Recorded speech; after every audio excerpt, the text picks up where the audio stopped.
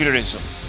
If it is telling us the truth, why then is the Congress-led alliance using more than 6 crores of sacred funds donated by Hindu devotees to build a mall inside the Arunachaleshwara temple premises? It's a question that we must ponder and we must ask ourselves. How can a state government run by major members of the India alliance be in the business of religion if they all swear by the principle of separation of religion and state, viewers? That's the defining principle of secularism. One wonders if India alliance parties would support, for instance, and I'll be very blunt here, the decision to use devotee funds to build a mall inside the premises of India's leading mosques or on church grounds. Will it, for example, go to some of the leading mosques and churches and ask the laity and the other members of the convocation to give the donated money to them so that they can build a mall on the premises of these religious places of worship? Because I don't think they will. The decision to build the mall inside this holy ground of the temple on the extreme left, and you can see it's all being dug up. The temple is, the facade of the temple you can see overlooks this ground, and a big building is going to come up.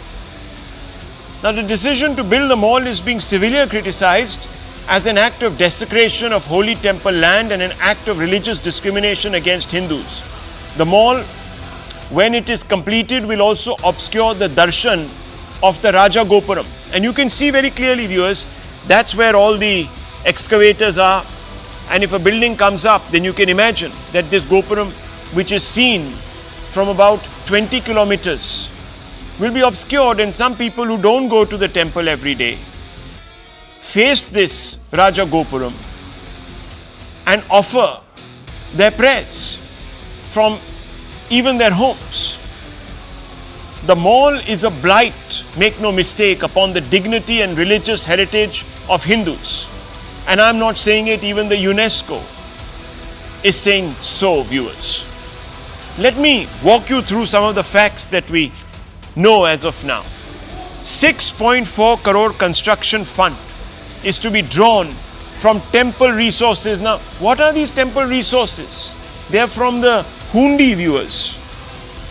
From the hundi, and they are comprising of the donations that devotees give for the upkeep of their temple.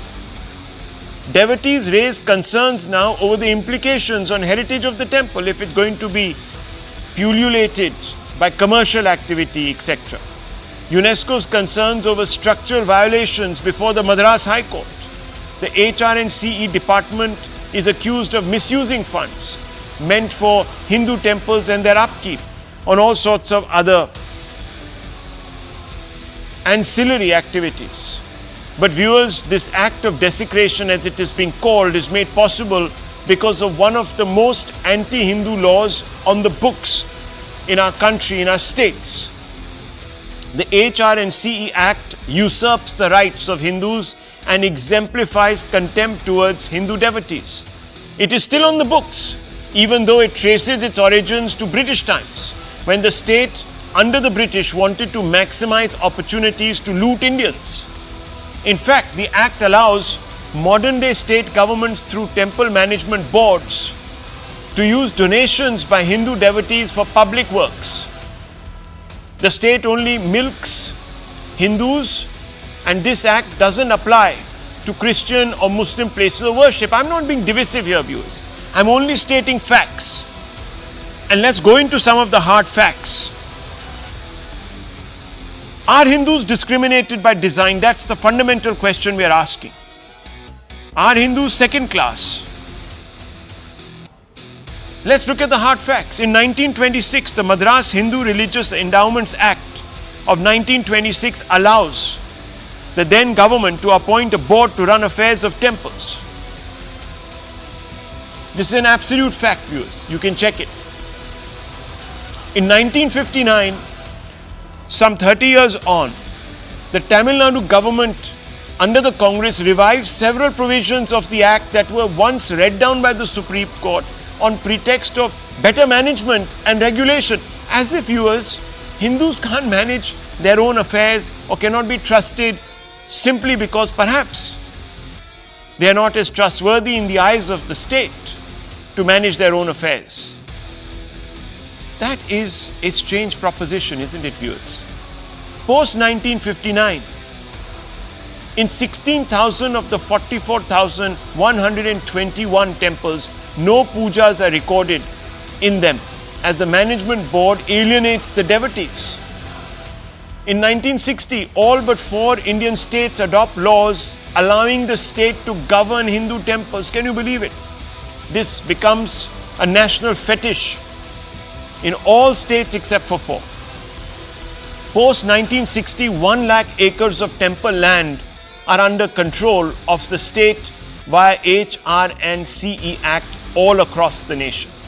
Post 1960, the state can decide to divert temple funds for the upkeep of other poor religious institutions. Yes, viewers. So, devotee money, donations from Hindus can then be used by the state for the upkeep of mosques and places of worship of other denominations, viewers. That would sound a bit unfair because the reverse doesn't happen.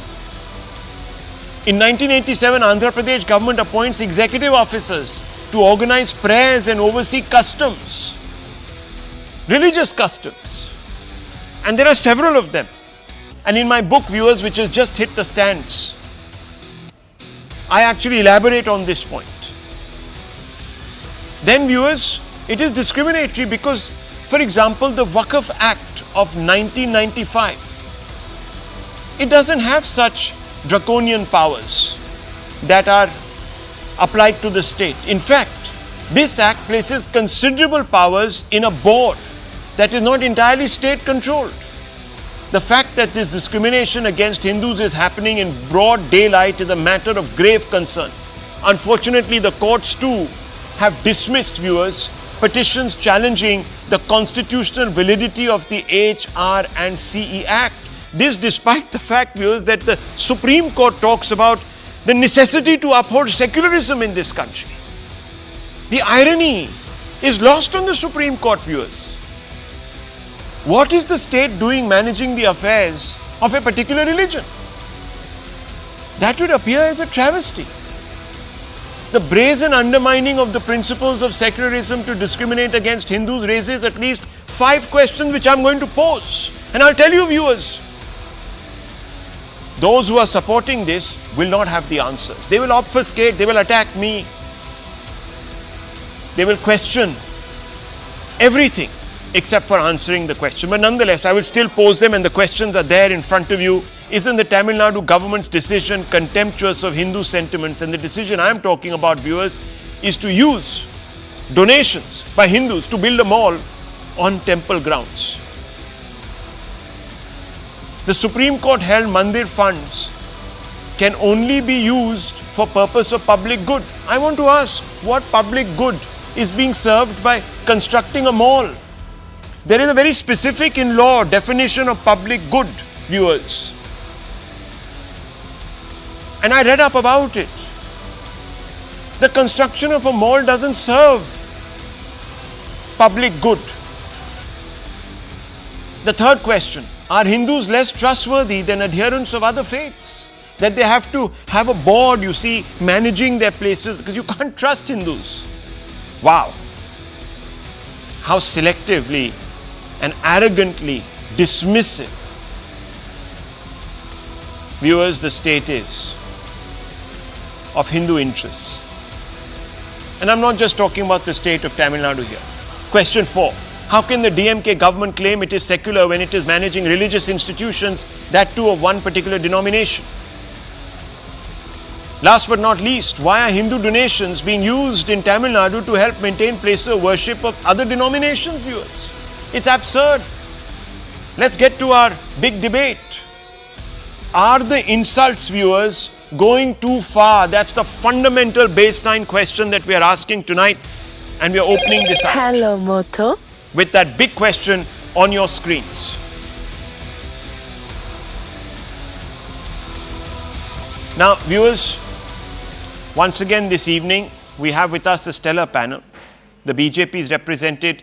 Dr. Ranganathan, thank you for taking the time out. I know it's a bit last minute, and I know you perhaps had other plans, so I feel privileged that you have taken this time out to be here. It's an important issue, and I can well imagine, because in your book you actually have commented at length about this. But Dr. Ranganathan, I don't understand this.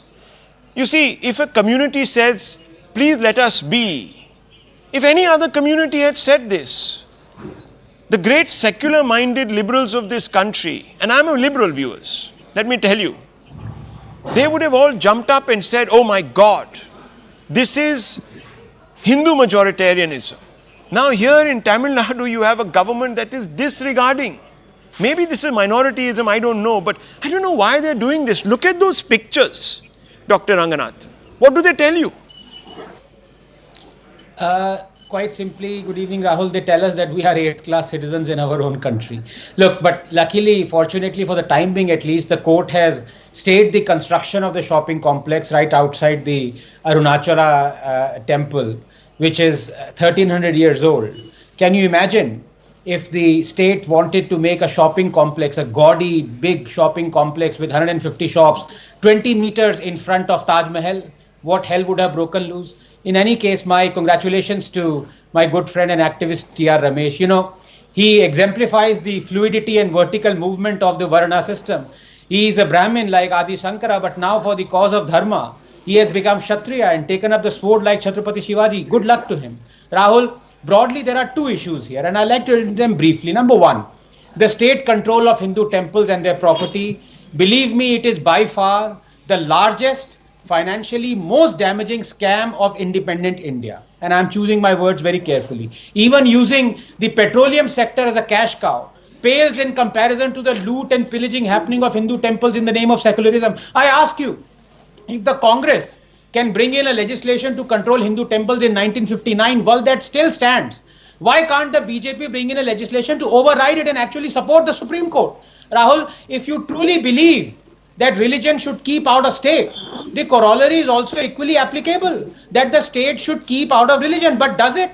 Secularism is total separation of religion and state, total. Our state declares itself to be secular, but is shamelessly not so, controlling as it does Hindu places of worship. Governments of just 10 states control more than 110,000 temples. Tamil Nadu Temple Trusts own 478,000 acres of land. Tamil Nadu government alone controls 36,425 temples and 54 mutts.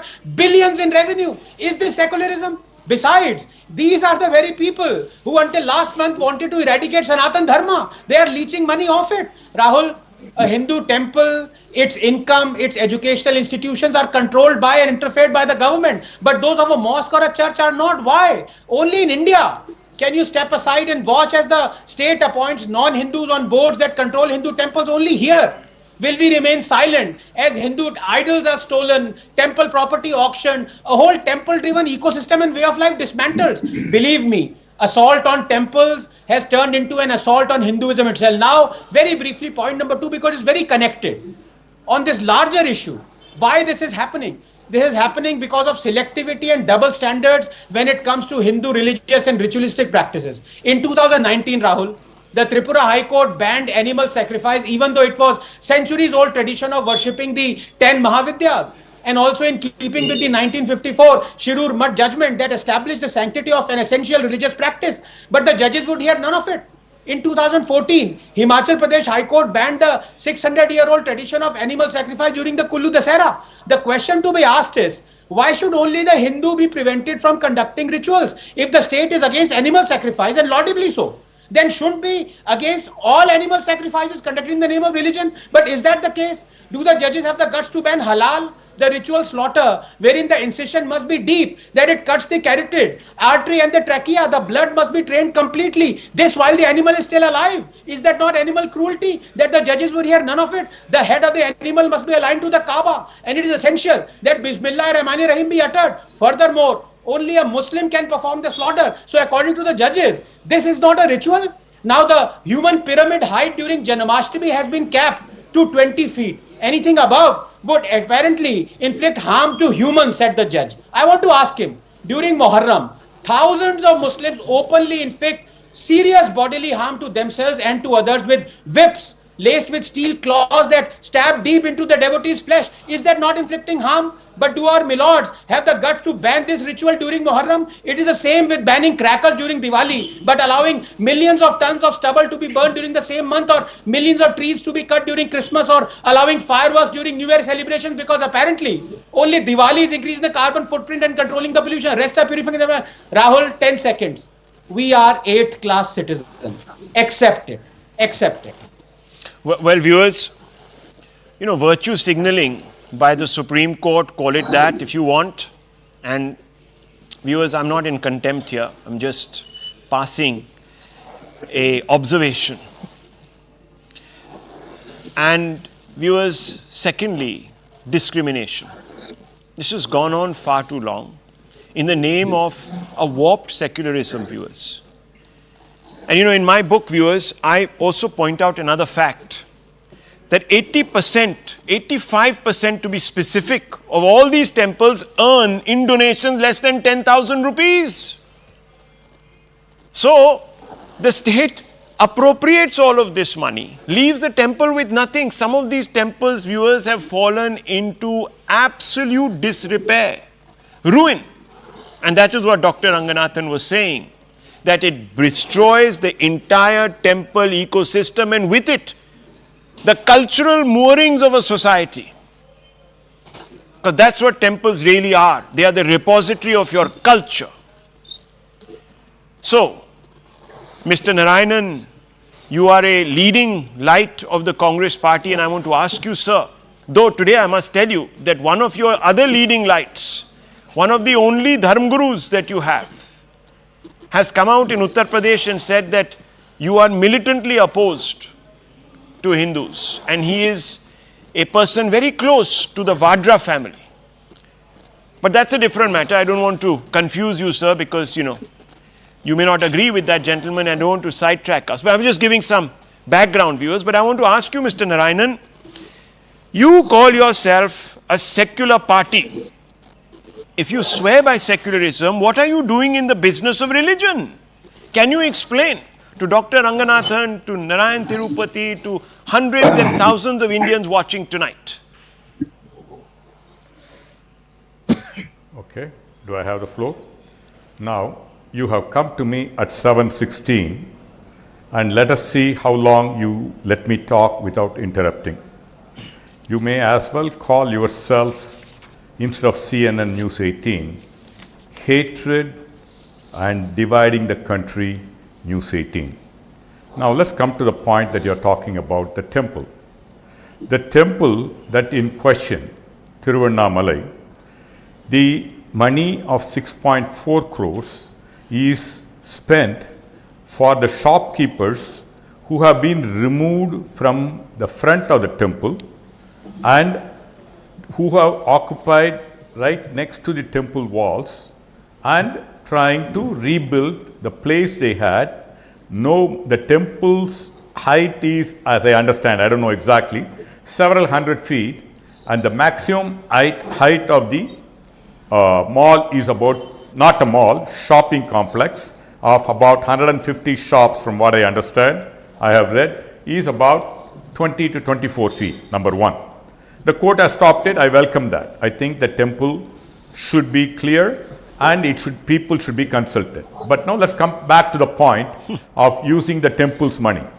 If the temple's money is being used to build the shops, which it is, then the money that rent comes from the renting goes back to the temple fund and not to anybody else. So you need to understand, the money of the temple is used, the rent received is being used for the temple, number two. Number three, let's go back to the temples that are being, the Hindu religious board that manages the temple. There are two schools of thought. I only present to you here and don't talk about Just I am also a Hindu, and your view alone of Hindu is not acceptable, or Ranganathan's view or Tirupati Narayanan's view. I am a devout Hindu and I believe in Hindu God. But the real question comes to, these temples have been, in Tamil Nadu there are temples that are run by private people, including my native town. But leaving that aside, which is a Divya Kshetram. Now coming back, the temples that are taken by HRNCE are built with public funds by the ancient kings of Tamil Nadu, who have collected tax and built it. So it does not belong to any individual. The Hindu religious, the rules as I understand it, I am willing to stand corrected. Only the people who repose faith in Hinduism are in that board, and anybody who is outside of that cannot be, and we should watch it. Number 3. So now, if it is controlled by the private people, who is to oversee that? Now, the maximum, as per the Indian law, the god of the Hindu temple are the owners of the temple property, and nobody can take it away without the consent of the Arankavalars or the trustees. Now, there are problems, and remember, in the last 70 years, particularly in the last 20 years, now the BJP has been in 26 years, BJP has been in power for 16 years. So don't blame the Congress alone for this law. There are several BJP ruled states where the temples are under the control of the government. We can discuss that separately. There are certain pros and cons of having the temples, because if now with the government we can question it, you are debating it nationally. Yes. Now if it is in a private hand, and if they do, and I can show off several instances where in private temple corruption and misappropriation happens. Right. No proper documentation of things that has given hundreds and 200 years has not been done. So I think you can debate about whether the temple needs to be in the hands of the government or not. I am willing to look at both sides. Okay, but have to you finished, blame the Congress government and saying it is not secular. Now, how many minutes that I have taken? You please tell me. I started it. I have not taken more than 2 to 3 minutes now. No, sir, you've But spoken if you for want to 6 interrupt minutes. me, go ahead, because that has been your practice. Oh, God. Very good. What am I Now, supposed to do? the objective of you is to divide the country. Now, the BJP ruled states, you are trying to use this thing as an election for other states. The BJP ruled states are also doing this. Now, talk to them also. Okay. If I was so powerful, I would stand for office myself. I mean, ridiculous. Anyhow, look, viewers, before I start, but don't just criticize Congress alone. I'll take your arguments. I'll take your arguments one by one. Don't worry. Just give me 30 seconds. Viewers, I began by saying that, remember, when I said those questions I'm going to ask, the first thing they'll do is to attack me. They'll attack, why I'm... But you see, viewers, forget all of that. I don't care. They can attack me. I've written a whole book, and I'm sure Mr. Narayanan will read that book, and he must post on my timeline his views on that book. So it's come on to your, sir, bookstores. Please go out tonight, and please buy it, because it's an argument against people such as you. I don't always get the time on TV, but I have explained myself very well in that book. But let me tell you, viewers, and in case you're wondering, the book is basically called Modi and India 2024 and the Battle for Bharat. So please do get it. Now, viewers, I just want to say something very simple. Mr. Narayanan has not discounted the fact that the state is running the temples. He is saying they are doing it for this reason, that I don't care. Why aren't they doing it for other faiths? Yeah. Secondly, viewers, he says, you see, there is corruption happens. Can he tonight put his hand on his heart and say there's no corruption in the management of other religious institutions? And if there is, viewers, there is. Why isn't the state managing them? That's because, viewers, as I told you, the state doesn't trust Hindus in this country. That perhaps is the only reason. And I'm not dividing, viewers, the law is dividing.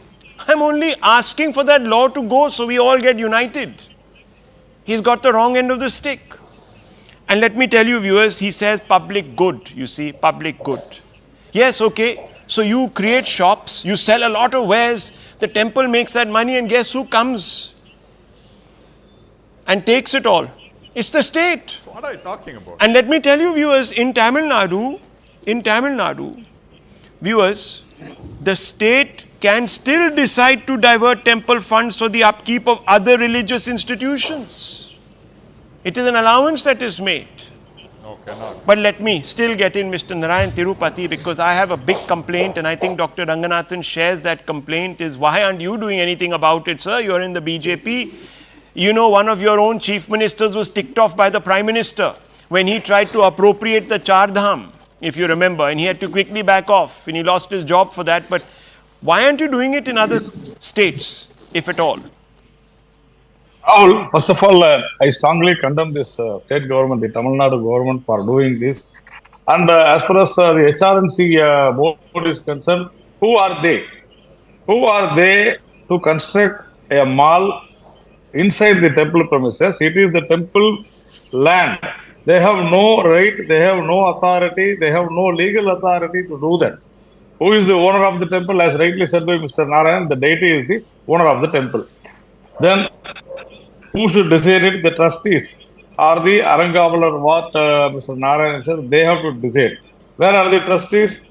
And why these trustees are not being appointed?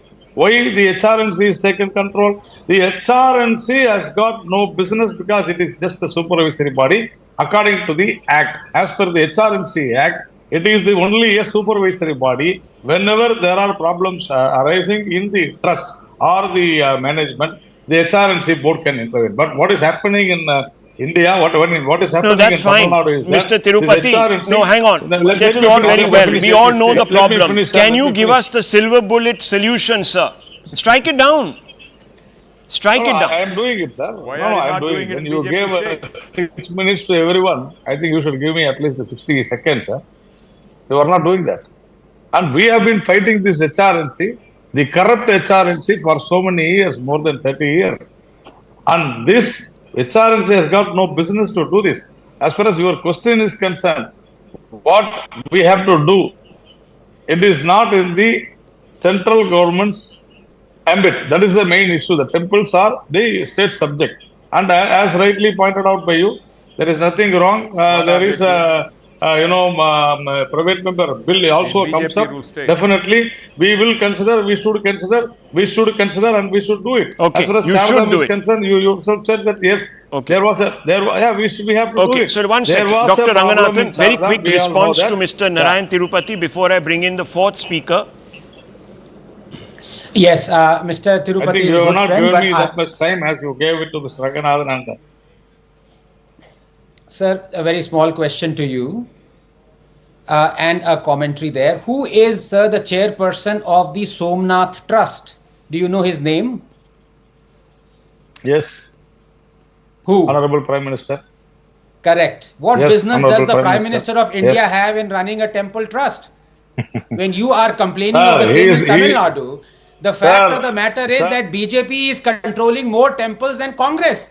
You recently were ruling Karnataka. Karnataka owns or controls 36,000 temples and all the money that comes from it. Just when you go out of power, you start shouting that other governments are controlling temples. You are the same. There is no difference, Rahul. The fact of the matter is that this is a cash cow and every politician wants to control it. That's the sad truth. Mr. Otherwise, I Tirupati, challenge would you my like good to friend. respond? Rahul. Yeah, I please. challenge will my definitely good friend respond. Mr. Tirupati to say that the BJP will Yeah, no yeah, longer yeah. No control problem. Okay, any let him Hindu respond. temples. I No, challenge him. What Say is it. this? I am really surprised and shocked that Mr. Ranganathan is talking like this. Why should not be the Prime Minister be the chairperson Why of not? Somnath Trust? Why not? Why should he not be?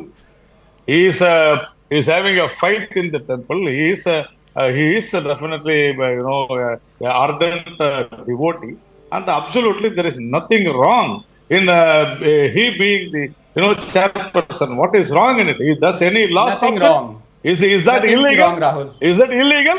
How can you say that he should not So, be there? what the And, Tamil Nadu can government is you- doing is no, also no, not illegal. Mr. No, I will They tell- are acting no, it according is to the illegal. law. No, it No, is it's not illegal. illegal. They are not. The- No, they are not the acting as per endowment the act law. is there. No, The they are endowment not act doing is it. a No, legal act. they are not. No, No, they are not. They are not. They have Control no right. of That's what I temples said. has been legalized. That is where Mr. Rahul stopped me. That is why I wanted to say that. And now you have come to that point. HRNC doesn't have the right to do this. And that is each and every time the courts have been doing this. Even today it has done. It will do. You have to understand this. As a devotee, the Prime Minister has got the right to be the chairperson. I don't mind if Mr. Stalin says that I want to become the chairperson of a temple. If he has got faith, absolutely there is no problem. How can you say that the Prime Minister is controlling it? It's a cash cow and they are doing. See, the corruption is there. I'll tell you why, sir. Because we are a secular country and we have to maintain a separation between state and religion. Today you will know. Now today you will say that. Today you will say this. Tomorrow you will say like Congress people that why the Prime Minister is going to Ram Mandir. No. Is he not That's a separate? No, that's a very separate thing. Sir, that is a very separate thing. No. Please don't mix apples with oranges. This is really a Prime Minister can invoke I'm not mixing apples. one second. His rights as a private citizen to go to any temple anywhere in the country. But to be part of the administration of a temple immediately brings in, sir, let me finish. Sir, let me finish. Immediately brings in the state into the management of a temple, which is the basis of this entire debate. What is the state doing in a secular country in the management of a temple? Rahul, one second. Rahul, I was talking about Tamil Nadu. You literally took me to Gujarat. Why? You took me to Okay, one second. Just one second. You see, viewers, there is one thing. Okay, fine, Mr. Tirupati, relax. This is not at all fair. Okay, relax. Let's forget about other states for a moment. Fine. Okay. I just want to bring in Mr. Raja Shekharan. Okay, one second. Mr. Raja Shekharan, it's an important point. You see, Mr. Narayanan said to us, I'm a good Hindu. I'm a very good Hindu. He said, I believe him. The alacrity with which, the depth with which he actually talked about the need to control Hindu temples, his love for controlling the temples shines through, his dedication to the cause. And I admire him for that. But if he's such a good Hindu, why is he or his party in alliance with the DMK? You know what the DMK says about Sanatan Dharma, sir? Mr. Raja Shekharan? I don't know if you are a good Hindu or an atheist or what have you, you might be. If you are a good Hindu, can you tell me, sir, why is the Congress party, whose own leaders have criticized Udayanidhi Stalin and Senior Stalin and A. Raja for the comments he has made, why are they with the DMK, Mr. Raja Shekharan? Rahul, first I would like to second the opinion of America in Narayanan. Okay. Secondly, see, the faith and belief of any religion is a private affair. Marketing the religion, marketing and selling the God for any benefit, personal benefit or collective benefit is totally against this religion which they do. It's applicable to Christianity, Islam, Hinduism, every religion. See, belief and faith is definitely an individual's right and a private affair. So going out and saying, I am a Hindu, I am a Christian, I am a Muslim, so this I don't buy that argument.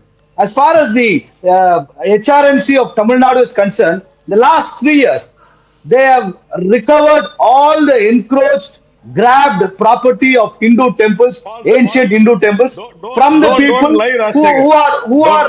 No, please allow me. Okay, one second, Mr. Tirupati. Let Mr. Raja Shekharan speak. He's been very, very patient. Let him finish. Please don't do it. Yeah, when Mr. Anand Rangarajan had stopped you got wild, but I'm not going to go wild against you. Let me give me an opportunity to speak. You can't.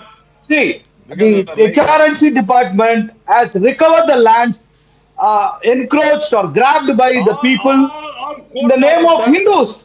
That is the problem. See, there is no Muslim or a Christian encroach the temple properties. You can check with Mr. Narayanan, American Narayanan. He will give you the statistics. will give you statistics. Sir, why don't you appoint? No, hang on. If you are going to, selective. Mr. Rajashekharan, 1 second. You see, by your logic, Understanding, No. especially with Tamil Nadu. Rajashekharan Tamil Nadu is ji. always treated with a simple Rajashekharan by ji. the anchors, the TV channels, and the Delhi media. Okay, Tamil my God. Nadu, Oh, the my state is being always treated. Okay, beaten.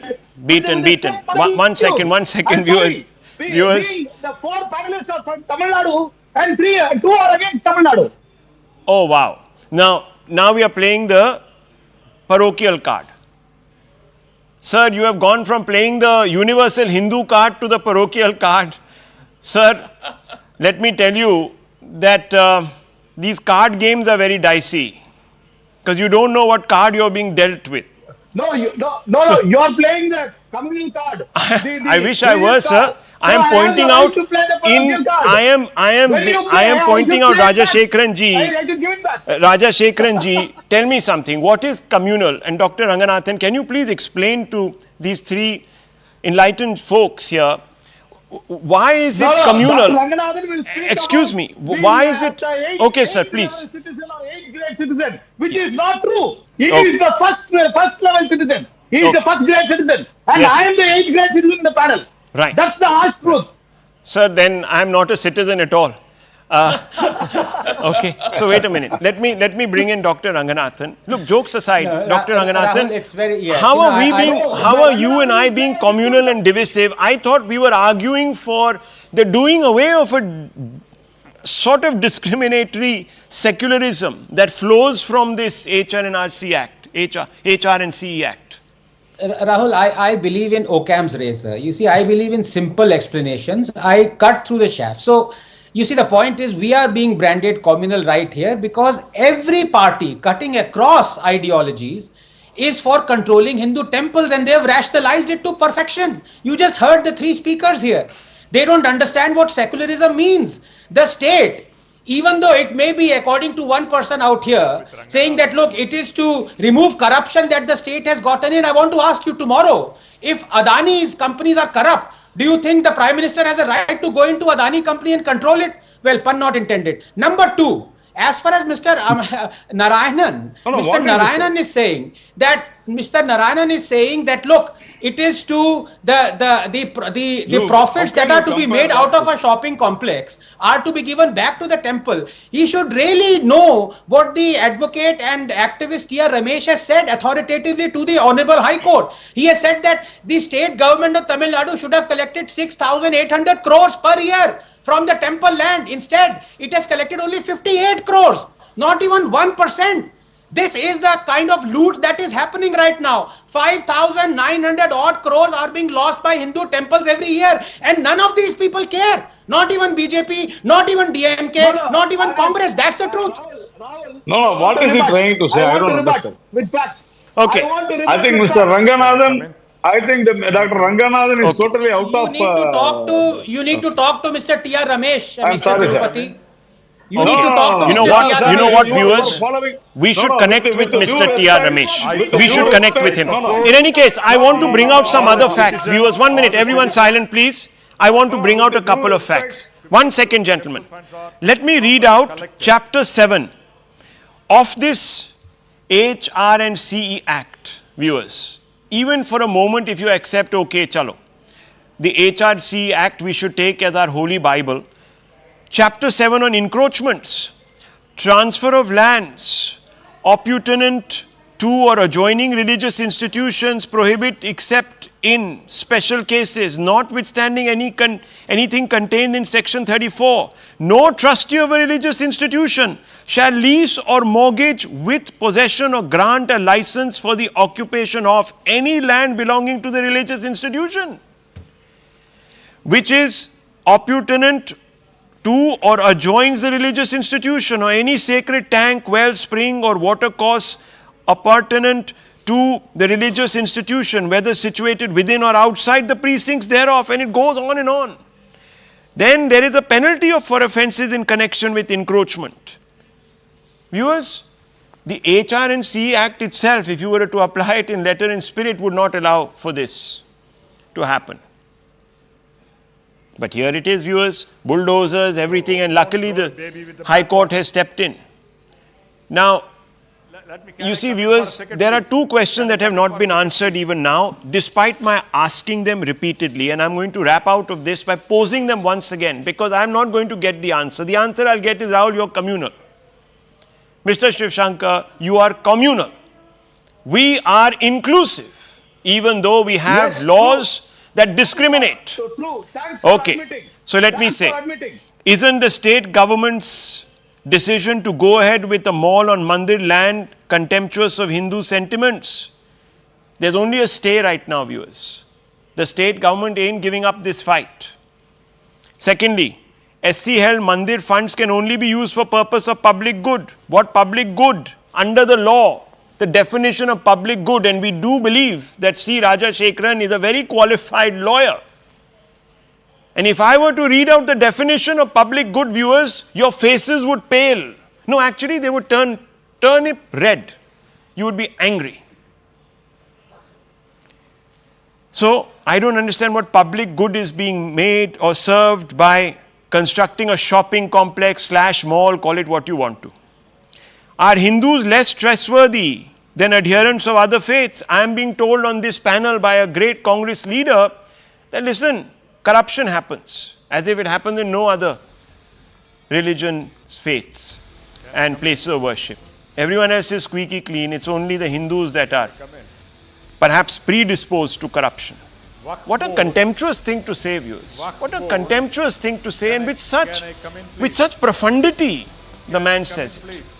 Then you have, how can DMK government claim it is secular when it is managing religious institutions? All speakers here have acknowledged that they do. But no one tells me how that is not an act of communalism, viewers. They have turned the definition so on its head that I don't know, viewers.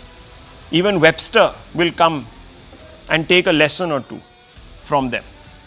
Why are Hindu donations being used in Tamil Nadu to help maintain places of worship of other denominations? No one is talking about this. These are the big questions. They will abuse you, they will abuse me, they will abuse anyone questioning this great anomaly, this great discrimination, this act of communalism, viewers. They won't answer. They won't answer. And let me tell you, viewers, Dharma Gurus in Tamil Nadu have raised this issue. I'll leave it at this. When we come back, viewers, we're asking a fundamental question. Is Israel losing the propaganda battle? It might be winning on the ground, but the propaganda from the other side is so strong. It is warping the narrative, and Israel is finding it difficult to control it. I'll come right back. We're going to be talking to the former Foreign Affairs Minister of Israel. Hello, Moto.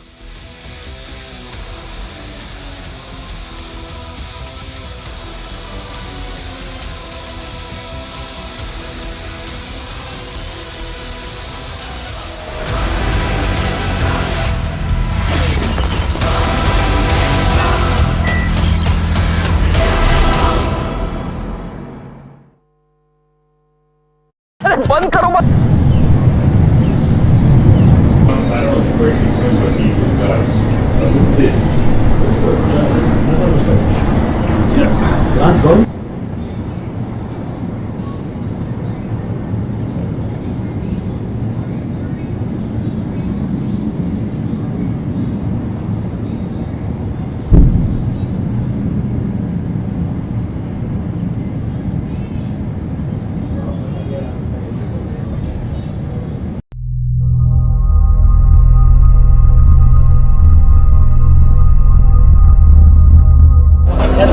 Smoke rises behind Gaza's al-Shifa hospital. In the courtyard and corridors are thousands of displaced people. Israeli forces fought Hamas militants among ruined buildings in the north of the Gaza Strip on Thursday, inching their way closer to al-Shifa and another main hospital in Gaza City.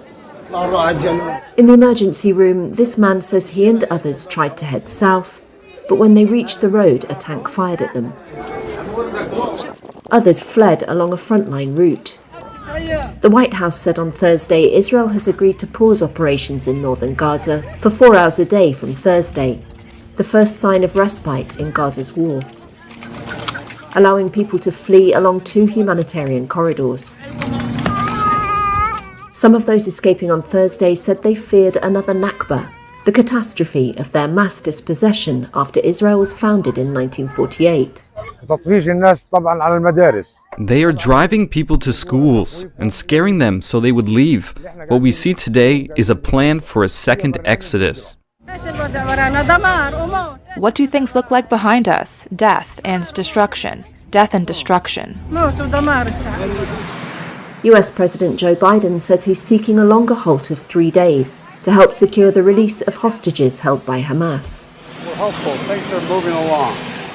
Israel unleashed its assault on Gaza in response to a cross-border raid by Hamas gunmen, who killed 1,400 people, mostly civilians, as well as kidnapping about 240. But the plight of Palestinians trapped in the besieged enclave has stoked global calls for a ceasefire, which is rejected by Israel and its main ally, the United States.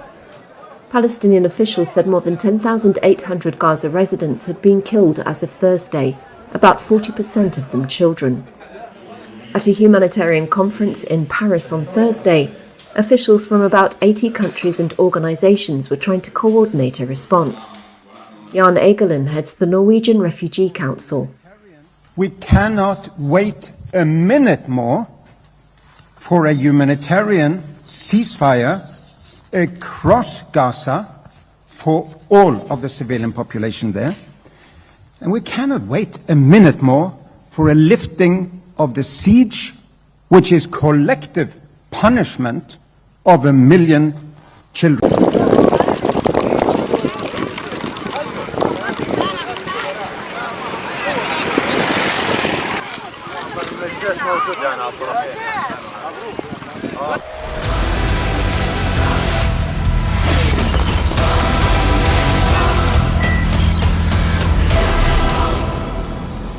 Viewers, everyday visuals are being pumped into our drawing rooms of death and destruction in Gaza. The Israelis have the Hamas holdout in their tunnels as they close in on their bases in the heart of Gaza City. It will only be a matter of time, matter of days, before the Israelis take over the Hamas operation and command nerve centers. Its military operations are undoubtedly helping it win the war against Hamas, but the Palestinians seem to have run a very successful propaganda campaign against the Israelis. Every civilian death is portrayed as a genocidal hate crime by Israel. And Israel is under pressure from quite a few quarters to order a ceasefire. All of this despite video evidence that shows that the Hamas cleverly operates behind human shields and deliberately uses hospitals, schools and other civilian institutions, installations as bases to hit back at Israel. And I've shown you that footage in the past. Now let's speak to former Israeli External Affairs Minister Shlomo Ben Ami to get a sense of how Israel is planning to negotiate the tricky road ahead. We also have with us noted strategic affairs expert Brahma Cheleni with us to explore whether Israel could have done things a bit differently. But let me first ask Mr. Ami a very straightforward question. Mr. Ami, there is a problem, and the problem is that of perception. We were expecting this perception to change about Israel. But I want to ask you, sir, do you think Israel is being singled out? And who is behind the propaganda to single it out, and why aren't you being able to combat it? Well, what is coming out of the Arab nations is fully understandable. The Arab public opinion doesn't like the images, nor do Israelis like it particularly. For that matter, but the reaction of let us call it the progressive left in the West is the reflection of a disease that is incurable, probably. I mean, these people lay on Israel's shoulders the blame for centuries of Western colonialism in India, among other places, in Asia, in Africa, all over the world. And Israel is today to be blamed for American imperialism, for the wars in Vietnam, for all the sins that the West presumably committed against the third world, as it were. So I think that these people have a binary attitude to complex issues. So before they pronounce their criticism at Israel, they need to think slightly in a more complex sort of attitude, because this is not a simple conflict between black and white. I know about Israeli scenes of occupation of the Palestinians in West Bank. I have fought against it when I was in government. I led negotiations with Arafat at the beginning of the millennium, and we offered the Palestinians a full-fledged Palestinian state. We offered the partition of Jerusalem. We offered sovereignty on Islamic holy places, and they turned it down. This is the context and these people that today presume to be the left, the enlightened left, either they are ignorant of the broader context, or they are simply anti-Semitic. Anti-Semitic. Well, let me bring in Mr. Chileni. Mr. Chileni, we have seen today that wars are fought on different planes. Yes, they're fought on the ground, they're sometimes fought in the air, in the sea, but they're also fought on the airwaves and in, the internet highway, etc., etc. Auxiliaries can create dissonance and break the consensus in societies about support for a war. Now, all of this surround sound will obviously be projected back into Israeli drawing rooms, and they could lead to obviously a breakdown of that consensus. Right now, there is overwhelming support for prosecuting this war against Hamas in Israel. Tomorrow, with these images, some of them seem to be contrived, faked, etc. I can't say, but a large amount of disinformation is there. Isn't this a problem today, Mr. Chileni? Well, Rahul, you're right. In any conflict, misinformation and disinformation tend to play a role, and correcting the narrative, setting the facts right, becomes a challenge for any government. But the fact is that what's happening in Gaza, the images of death and destruction, are influencing international public opinion. For example, satellite imagery shows that more than 1/3 of the buildings in northern Gaza have already been destroyed. And the urban combat in Gaza City is just beginning. There are two examples that we have to keep in mind. One is Fallujah, other is Mariupol. When the second battle of Fallujah was fought between US-led coalition forces and insurgents, the city was completely destroyed. And the same thing happened more recently when the Russians took the Ukrainian city of Mariupol by decimating the neo-Nazis. Mariupol became a symbol of war ruins, complete devastation. Now, if Gaza City were to be completely devastated, then Israel will have a major PR problem internationally. So Israel's self-defense war, while justifiable, does raise some difficult issues for Israel, including what should be the end game for Israel. After all, it's easy to launch a war. It's more difficult to define the end results you want.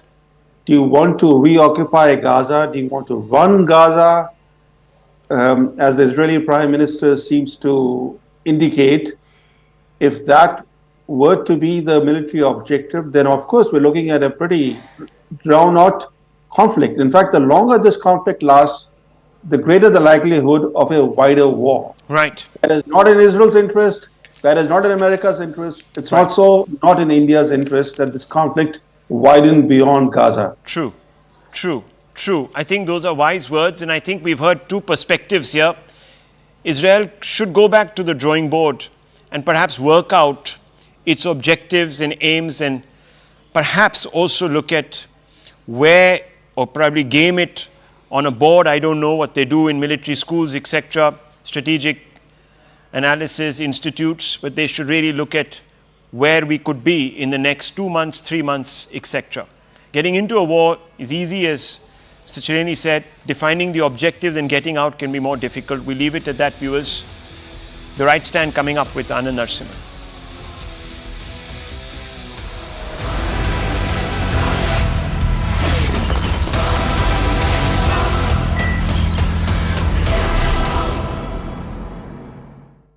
Co-powered by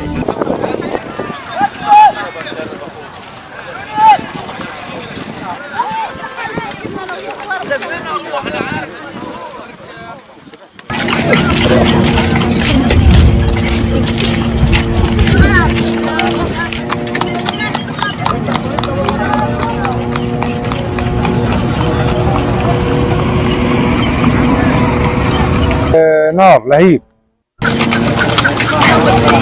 والناس من جوا بعدين بتصور. خروجي صحي انه يمثلني وانا في بلدي قاعد.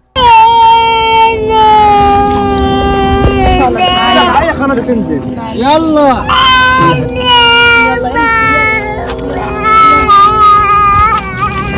حطوه طيب الشمرة في وجهه.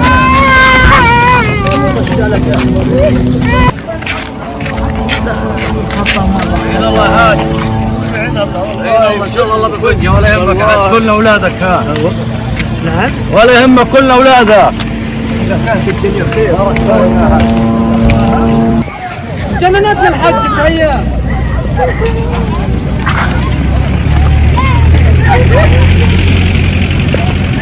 تعال يلا.